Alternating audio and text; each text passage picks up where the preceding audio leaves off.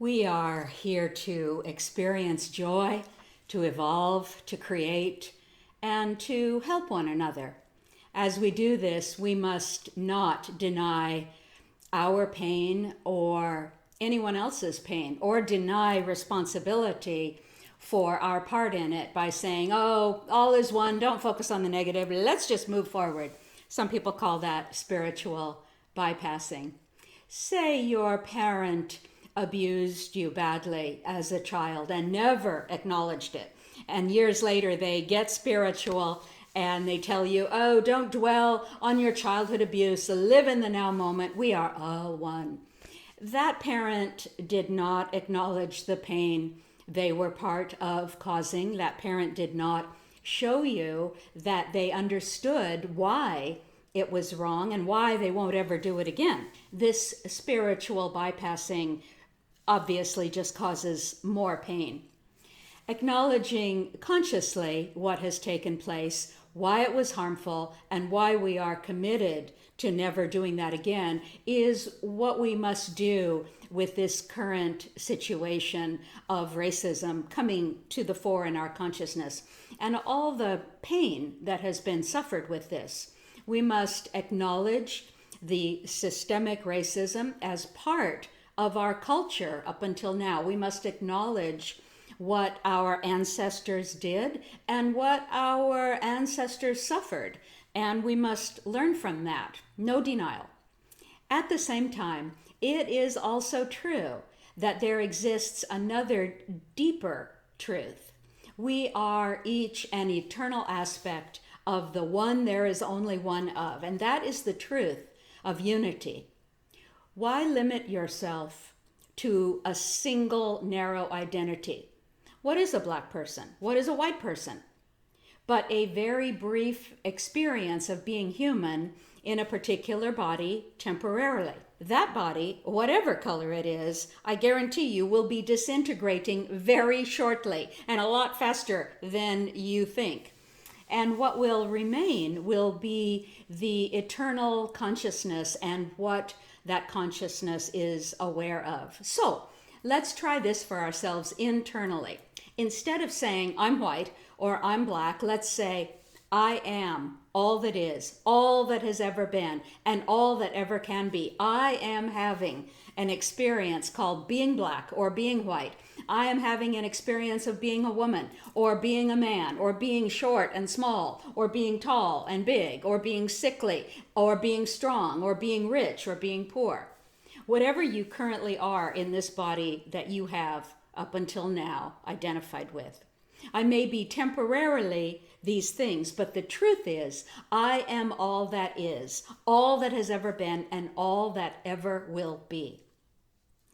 We are an expression of the infinite flow of consciousness, aware of itself through us. Why would we limit that infinitude?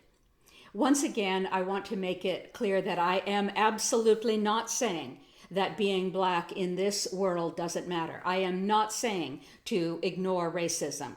On the human level, it absolutely matters. It absolutely affects us, and we must deal with our part in it, not ignore it. Whatever you identify with, you will have the experience of that identity. If one identifies only as black or white, one will have a life experience that will be limited by the current prevailing paradigm of that particular identity. You have energetic access only to the current morphogenetic field of that specific identity. You cut yourself off from the rest of the power of the universe, the power that could have been at your disposal. You are trapped in that paradigm, and you are forced to live only from that paradigm that you so narrowly identify with. Once you say, I am white, I am black, I am woman, I am man, only, you are unwittingly setting up boundaries for yourself against the magical and good dark power of the field, the womb of creation, from which all is manifested into the light. But if you can say, I am an expression of consciousness temporarily in a white woman's body or a black man's body or whatever, then our oneness with everything, our unity with everything becomes very clear to us, to the person we're speaking to everyone. And we can act then from that deeper truth. And we can not deny that narrow identity because it is a reality on the human level.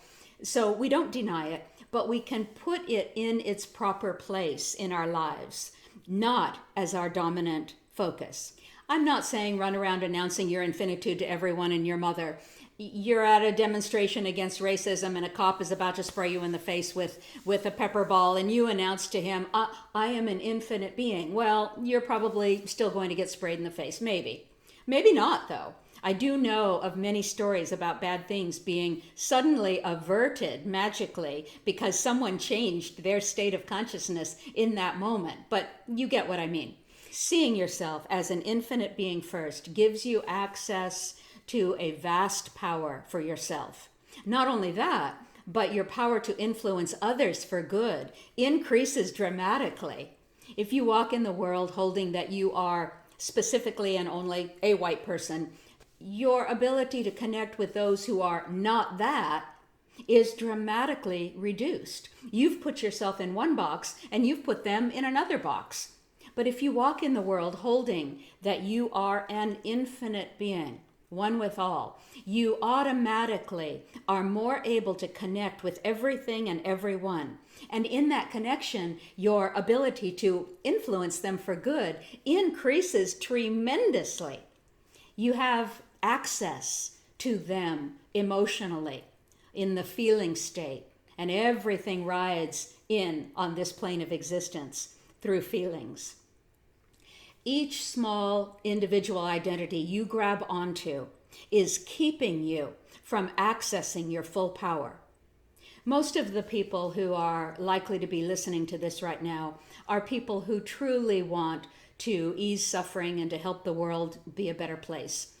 The best way to help the world be more joyful, more in balance, more peaceful, more prosperous, more fair, more free, is to live from this knowing that you are all that is, all that ever has been, and all that ever will be. And so is everyone and everything else.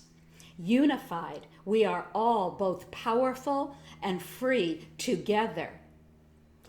Unity is the only way we can truly help ourselves and others. Unity consciousness literally brings about heaven on earth. Blessed be.